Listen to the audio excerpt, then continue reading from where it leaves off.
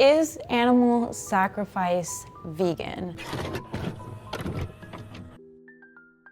Hi, I'm Hex Babe and welcome to my Botanica. If you are new here, I suggest you check out my last video where I talk about how I'm okay with being perceived as evil, or I'm okay with dark magic, black magic. And I forgot to mention the number one thing that probably pops into people's heads. Am I pro animal sacrifice or am I against it? I have never done any sort of animal sacrifice. I will never do any sort of animal sacrifice. I am actually a vegan. I have been a vegan for more than half of my life. A vegan is somebody that doesn't eat anybody that had a mom or anything that comes from anybody that had a mom. It's not just about not eating meat. You also wouldn't be wearing fur, you wouldn't be wearing leather, you wouldn't be going to a rodeo or a circus with performing animals, you wouldn't be buying a purebred dog or cat from a breeder, you would go adopt a pet, and so on. Are you still a vegan if you perform ritualistic animal sacrifice? I don't know if this is a controversial opinion or not, but I'm gonna go ahead and say no. Do I think you can call yourself a vegan and call yourself a witch? Yes, I believe that. That's my opinion. There's all forms of magic that don't involve animals in any capacity, but I've also lived most of my teen and adult life in an area that is predominantly Caribbean. Due to that influence, I have met a lot of people that are, they either practice voodoo or they practice santeria. If you are against animal sacrifice, you can't be a santera.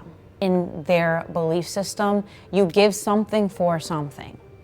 In addition, a lot of people believe that animal sacrifice is a better alternative to human sacrifice, which is what some of these beliefs traditionally did. But really, for me, I don't think animals are here for us. I think that they're here with us.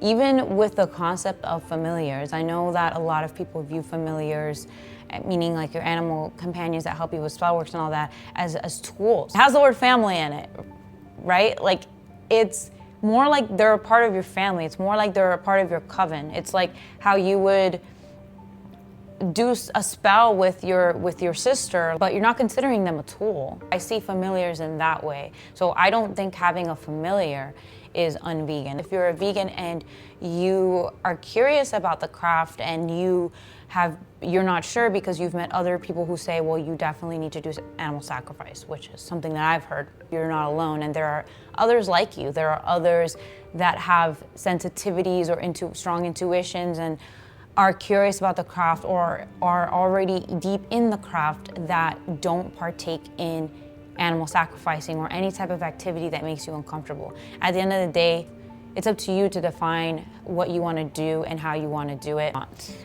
There will always be people that are going to question your identity. There are going to be people that are going to be against what you do, but that's already like within witchcraft in general, because there's going to be people who are telling you it's not real or it's immoral, or like there's already that whole group of people telling you that. At some point, you have to accept that not everybody's going to agree with you and just make peace with that. I work with the Egyptian goddess Bast a lot. She's the Egyptian goddess of femininity and also the Egyptian goddess of cats.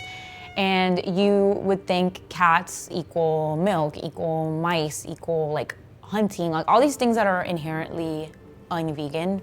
Some people say with Bast, she likes if you leave milk out for her.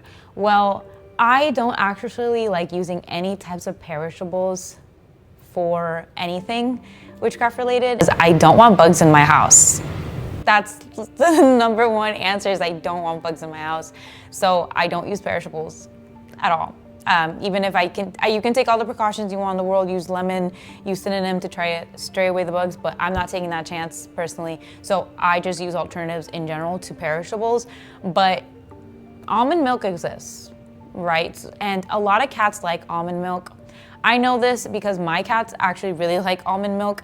It's not good for them. It's like an extremely rare treat that they would ever get, and if they did, it would be in like such a minuscule amount that they have. But I'm just saying, like, you could literally replace the milk with something else. I may use something like a figurine of a duck or of a bird or of a fish, which Bast likes. And again, it's not perishable, so it's something that she can look at all the time. And there are other ways to adorn your altar. I keep my Bast altar on a windowsill because Bast is a cat and loves to like look outside. I have a beautiful body of water that Bast faces, and also often ducks come into my lawn. So it's something really fun that Bast has, and my cats love going on that windowsill as well. And Bast is really happy around cats.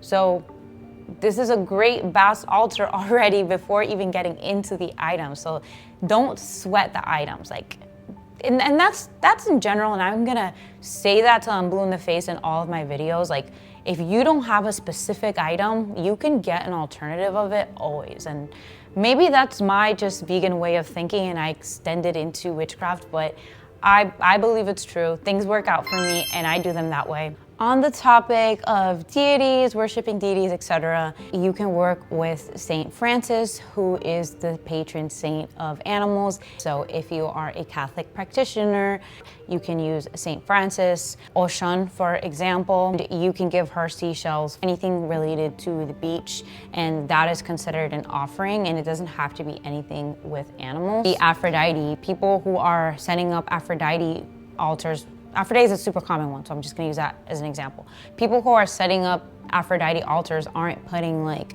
pieces of meat on there, you know? They're not sacrificing a goat in the name of Aphrodite. Like, they're using perfumes and like rose quartz and stuff like that. So there are options out there. You don't need to freak out about, oh no, like, how am I gonna worship? How am I gonna set up an altar? How am I gonna do spells? There's always alternatives.